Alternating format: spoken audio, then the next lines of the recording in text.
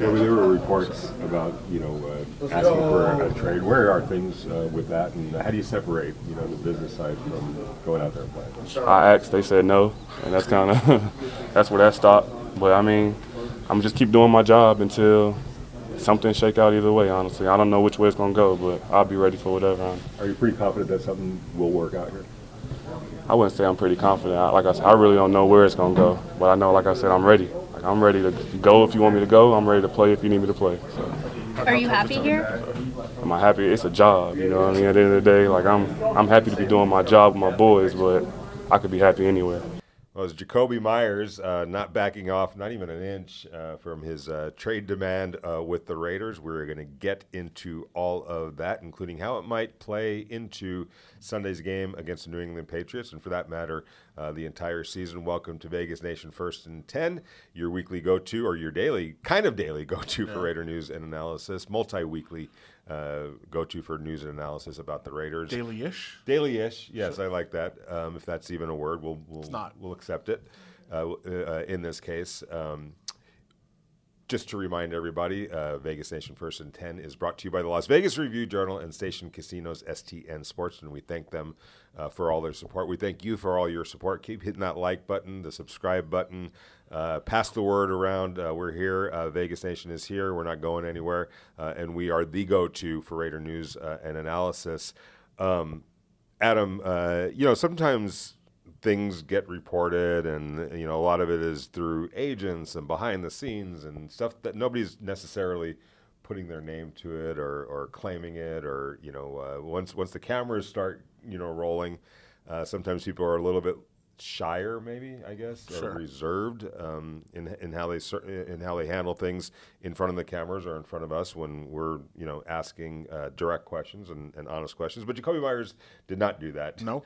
Today. And just a refresher, what was it, about a week and a half ago? About a week and a half ago, we confirmed that Jakobi Meyers essentially demanded a trade from the Raiders, went to John Spytek and Pete Carroll and the powers that be with the Raiders and demanded a trade. Why does Jakobi Meyers, the Raiders' best wide receiver and coming off a career year, want to be traded? Well, he's in the last year of his contract, is scheduled to make about $10.5 million, a little bit more with some prorated bonuses, but essentially $10-ish million for this season, which is not honestly fair value for no, Jakobi Meyers. I don't think anybody on either side would say he's fairly compensated. Right. The question is what he feels fair value represents moving forward and for the next couple of years, next 3 years, and what the Raiders believe is fair value.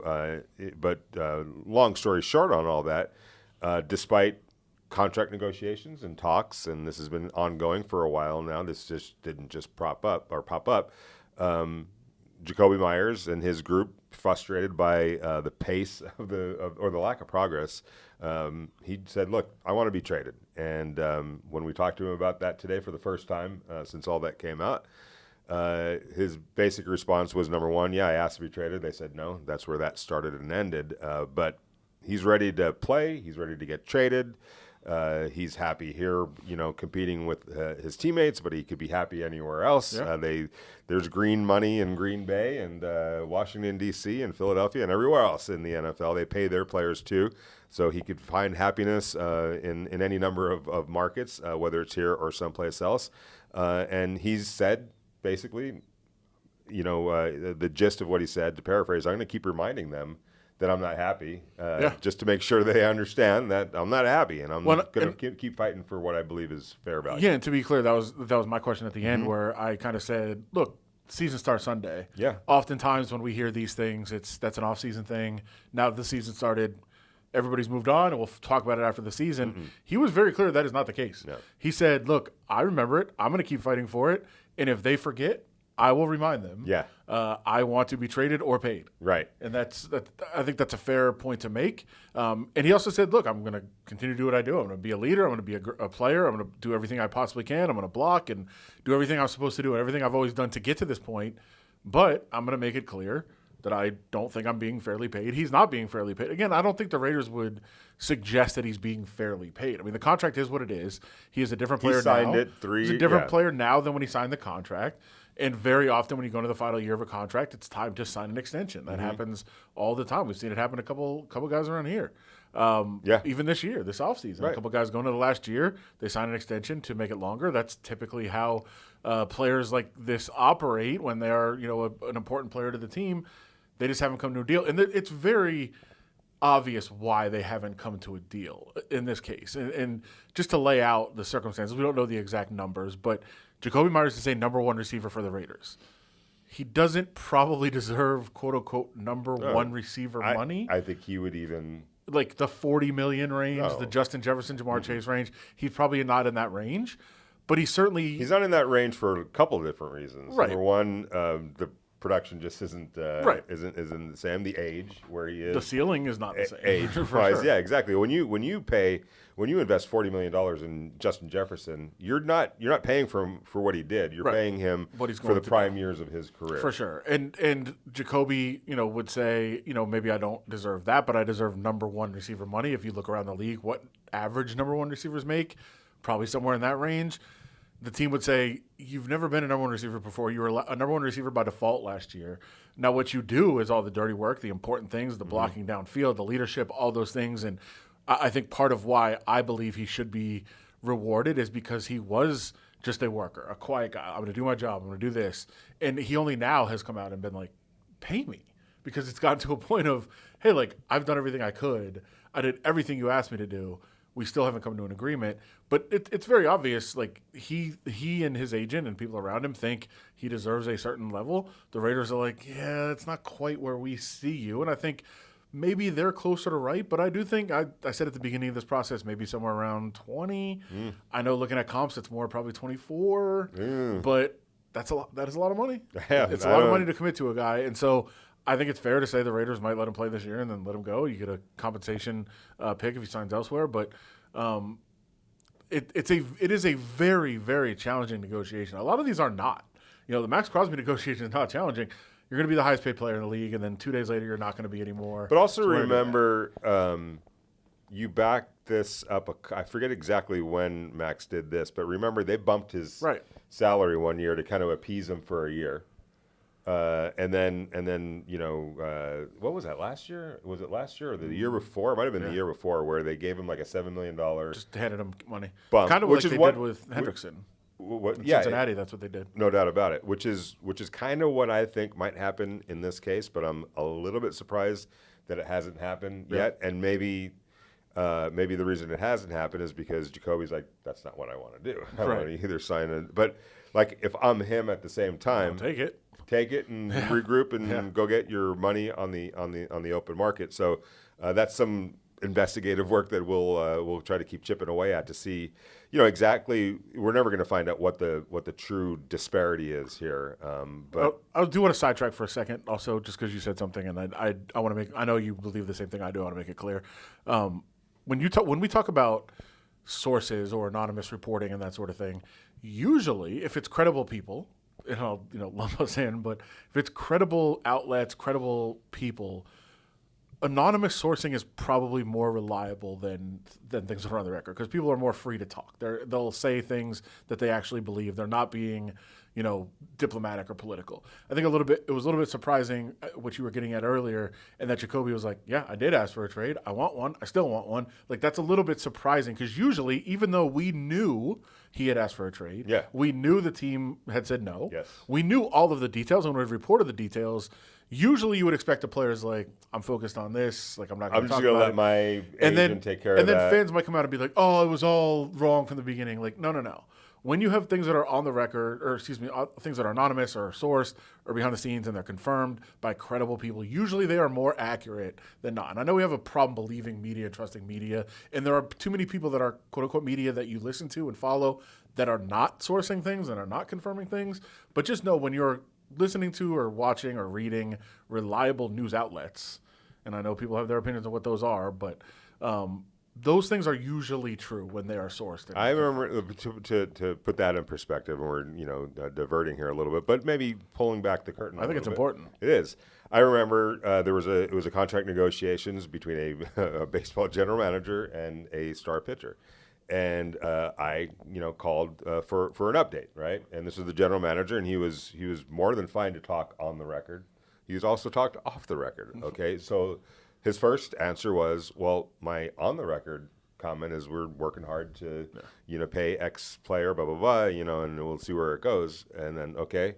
He goes, now, off the record, for your knowledge, for background, like what they do is they'll kind of fill in some blanks, and you write basically you paraphrase or paint that picture.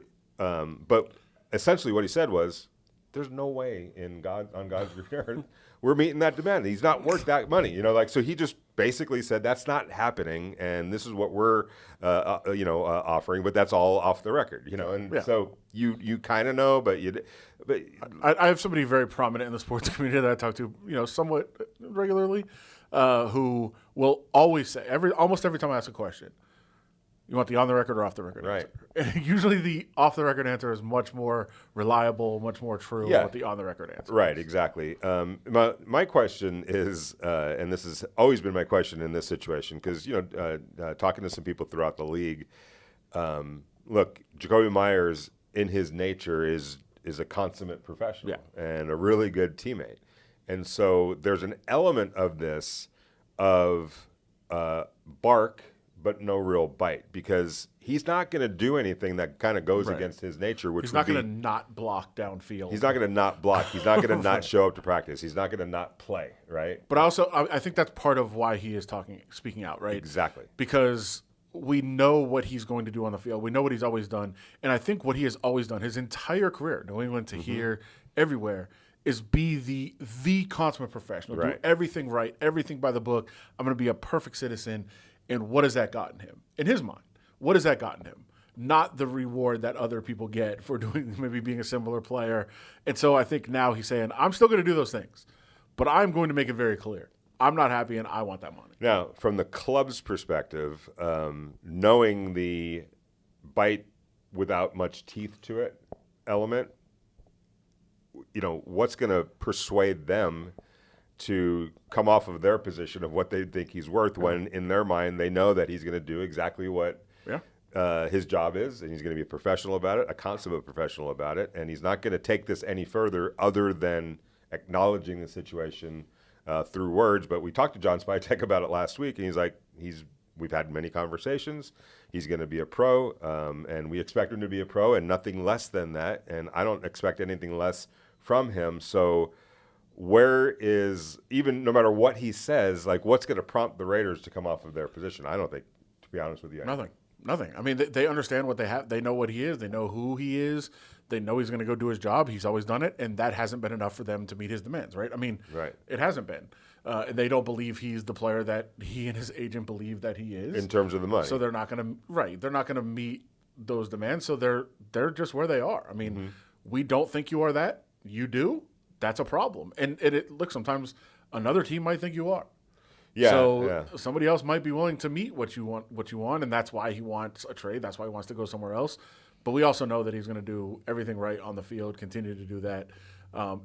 It probably is going to be tough. I would admit it might be tough for me if I was in his position to go out there, and I'd do everything right on the field, but like to be the leader, to mentor the young guys, like that's an unwritten part of your job. Yeah. Like, it would be tough, but I just believe it's in his nature. He's just going to do those things. Like, that's just who he is. He's going to do it. Now, an interesting one other, I was thinking about this as we were talking. It's easy to say bump him up by $6-7 million, right? But one thing that I'm curious about, and I would think that the club might have reservations about doing that, is for this factor.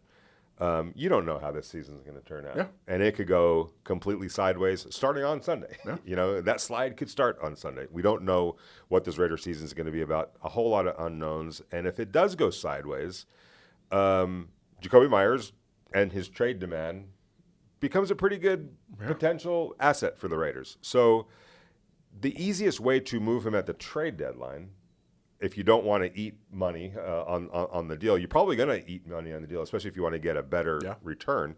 So to eat less money for that return, they could be we're just going to let this thing play out. We're not going to bump any salary. We'll revisit this at the end of the year, right, and see where we all are. Because remember, it is a new regime. Pete Carroll, John Spytek. This is the first that they're working with Jakobi Meyers. Let's see where let's see where we're at the end of the year. However, if the season goes sideways, you're much easier to trade for this Less number money. at this number, and you'll draw a better return. That's what I'm saying. Right. It's easier, and you'll get the Raiders will get more in return for him. So right. that is where it gets a little complicated. So rock meet hard place if you're Jakobi Meyers. Basically, he's in a tough spot right now. Unfortunately, this was the contract that he signed. He's outplayed the contract. I guarantee you this: if he was 3-4 years younger, the deal would be on the table already. I don't think he would. He's definitely not getting Justin Jefferson type money, but I would imagine that this deal would be done already. Yeah. But his age, the past production, the fact that they've drafted Jack Besh and his quote-unquote replacement, it just puts him in a really hard place, which is why he's drawing the lines that he's drawing. He's a number one receiver that only did it 1 year, mid-career. Yeah. Right? It wasn't somebody that was number one all the time. He wasn't always looked at as a number one receiver. He had a number one receiver year, did everything he was supposed to do, and now I think more people around him are saying, hey, this is the time to strike. And I don't blame him at all for that. That's absolutely what you should be doing in this position. But the Raiders are like, what were you before that? Yeah. What are you in the future? Yeah. And we're not going to pay you because you had 1 year as a number one receiver. So that's where they're at right now. Rock and a hard place, to say the least. All right, when we get back, we're going to talk about a rookie running back for the Raiders who's getting ready to realize a live stream. That's always pretty cool. By the way, before we do that, though, I just want to remind everybody that you guys asked for it, and we are delivering the best Raider coverage in the world at a greatly reduced, discounted price to kick off the new season as a reward and a gift to all of our great supporters. We're going to do this over at Vegas Nation. It's the next 3 months of coverage, for 25. Season. Yeah, basically the season. Yeah. For 25 cents total, not 25 cents per month. 25 cents total for the next 3 months. That's a 97% discount over what Vegas Nation typically costs on a subscription. Here's all you got to do. mylvrj.com/nation. Just go to that site and you will get that offer, 25 cents for the next 3 months of Vegas Nation coverage. mylvrj.com/nation and get the best Raider coverage in the world for 25 cents for the next 3 months. We'll catch you on the other side. Welcome back to Vegas Nation First and 10, brought to you by the Las Vegas Review-Journal and Station Casinos. I'm Vinny Bonsignore. I didn't introduce ourselves. I'm Vinny Bonsignore. I cover the Raiders with Las Vegas Review-Journal and Vegas Nation. Some don't. Yeah. You have to be polite. That's how we operate here. And this is Adam Hill, by the way, the impolite one. Not wanting to introduce himself. Just kidding. He knows I love him. He covers the Raiders and everything else in Las Vegas for the Las Vegas Review-Journal and Vegas Nation. All right, Adam, we just heard from Ashton Jeanty, and, we're journalists. We cover the team. We've got no skin in the game. I'm not a fan of anybody. I'm not rooting for anybody. But every once in a while, in our jobs, we get to see some pretty cool things, right? I was there for Kobe Bryant's first game and his first summer league game, and these are moments that you kind of look back and go, "Yeah, it was pretty cool that we got to be there in a working relationship." And I got to say, I'm very curious and kind of fired up. For what Ashton Jeanty might mean, not necessarily for the Raiders, but just the NFL in general. I think we were pretty lucky because UNLV played Boise State, many times over the last couple of years. We got a chance to see Ashton Jeanty, good or worse for UNLV's purposes. But this is a really, really special running back, and I think he's going to have a fabulous career. And I'm really curious about what he's going to do in the NFL at this level. And it sounds like as subdued and chill as Ashton Jeanty is, I think he's equally excited. Yeah, I think there's always excitement when there's a rookie, a highly touted rookie, especially running backs that go in the top 10 are pretty rare. So somebody that's going to have his hands on the ball. Bijan Robinson, the last one. I think. Jahmyr Gibbs was not. So, I think it was Bijan. So Close, yeah. Doesn't happen much. Saquon Barkley, another one. There hasn't been very many. So Ezekiel Elliott. That's been longer, though. I mean, he's 2016. He's an old guy. But I think, well, first of all, no pressure on Ashton Jeanty at all to be compared to Kobe. That seems like a very easy thing, just smooth right in. But yeah, I mean, it's going to be, I think, very interesting year, very interesting career for Ashton Jeanty to follow him and see where it goes. The thing about running backs, can't do it by yourself. You could be the greatest talent in the world. I do think there's players that might have been some of the best players that we've ever seen that we never really heard of because they just end up in the wrong situation, wrong scheme, wrong offensive line. But I think there's a good foundation in place for Ashton Jeanty to be able to succeed if he is what everybody thinks he is and we think he is. So I do have excitement as everybody else does to see what this looks like, but it's also just one game, right? So we'll see what he does on Sunday. We'll see what he does all season. We'll see what he does in his career, and we'll have this Sunday to always look back on and say it was the beginning of whatever that is. To put what you just said in context, when the St. Louis Rams moved back to Los Angeles in 2016, Todd Gurley was in his second year, and in Los Angeles, it was Todd Gurley. He was a big star. He had a pretty good rookie season coming off the knee injury at Georgia, and so that was the Rams star player basically. They had drafted Jared Goff, but he was a rookie quarterback that year. He didn't even start the season as a starter, but to Adam's point, you can't do it by yourself. And they had a terrible offensive coordinator. They had a bad offensive line, no weapons. Kenny Britt was their best wide receiver. It was just a bad situation. Case Keenum was their quarterback for most of that year. And maybe 700 yards that year. And I think it was under 4 yards per carry. It was just like, what was all the hype about? The very next year, they bring in Sean McVay. They get Andrew Whitworth. They got Robert Woods. Jared Goff, became a really good quarterback, and he was the offensive player of the year. Yeah. So it's so much on the Raiders as well as Ashton Jeanty, and I guess part of my curiosity level is how much this Raider team is going to be able to support Ashton Jeanty, because I do think he's got spectacular talent, just like Todd Gurley is. But one year he looked like a bust. The next year he was the offensive player of the year. Yeah, I'm very, very out there in my opinions on these things, and I know you're going to disagree with this, and I know he's in the building now, so it'll be particularly inflammatory potentially. If Tom Brady gets drafted by the Jaguars, he's just good-looking Tom that was a former Michigan graduate who knows what happened. And I'm not even just saying Jaguars. He ended up and I think it's Brady over Belichick. I think Brady was the guy there, not Belichick. But Brady was never hyped. Most situations, including the Patriots, wasn't even going to play. And he could have languished as a backup for a couple of years and in the wrong system and just ends up as a cast-off. He ended up in a great place where he ended up on the field, and then everybody's like, oh, what is this? But it's possible he could have ended up in somewhere else, and you wouldn't have known. Your argument.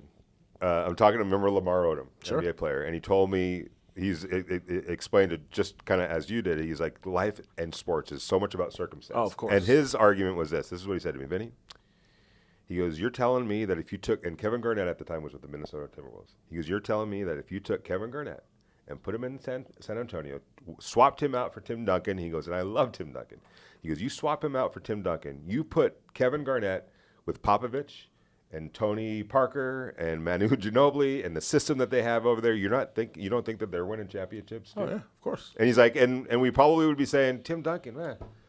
No, basketball is different than you can stand out and you can just be on the field and kind of do a lot on your own in some cases. But yeah, I think you're absolutely right that he's looked at differently as a player. I mean, obviously we see him as a great player, Garnett, but you don't see him as that championship type guy that won plays, and that absolutely could have changed based on where he was. So I think in particular in the NFL, you need to be in the right circumstance. And I do think it's not the perfect circumstance for Ashton Jeanty, but I think it's a pretty good one, a pretty good foundation with this coaching staff, this developing offensive line, Chip Kelly's scheme. I think it's a pretty good one to foster what could be a good career. Well, maybe we're going to be back, Friday? Thursday? No. Thursday? We're going to do all right, we'll do Thursday and Friday. We're going to maybe we'll finish it up on Friday. Creating more work for us and everyone. Yeah, Friday.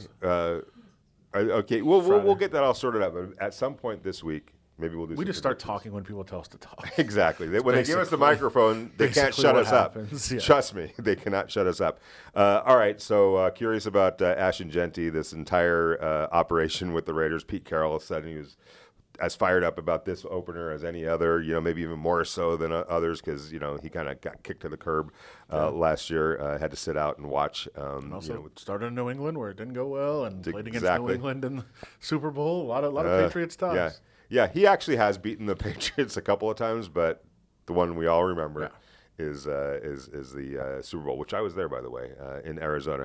All right, I want to say thank you to Heidi Fang for all the great work that she does. I want to say thanks to the Las Vegas Review-Journal and Station Casinos for all of their support. I want to thank you guys, men and women that are supporting us like no others. Truly, from the bottom of our hearts, we thank you. And remember, go to mylvrj.com, mylvrj.com/nation to get the next 3 months of Vegas Nation Raiders coverage for 25 cents total. Take advantage of that. Do yourself a favor.